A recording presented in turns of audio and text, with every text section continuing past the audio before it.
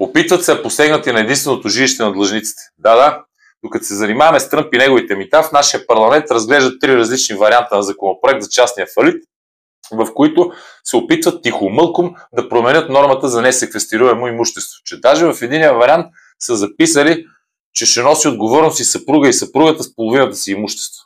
Наглостта на банки, ЧСИ-та, колектори и бързи кредити просто е безгранична. Представете ли си какво влияние имат тези хора, при положение, че могат 3 години да бавят плана за възстановяване и развитие и 9 милиарда лева по него, защото се отлага приемането на подобни закони. Не знам нашите депутати дали не са на втора заплата при тях. Как е възможно въобще човек да си помисли, че може да отнеме единственото жилище на хората? Да не говорим и за успоредния закон за колекторите, който според мен би трябвало да се казва закон за пълна забрана на тяхната дейност, но всъщност те искат да ги узаконят, да ги лицензират и да им направят и браншови организации. Ние ще се превърнем в единствената държава в света, в която мутрите и биячите са лицензирани.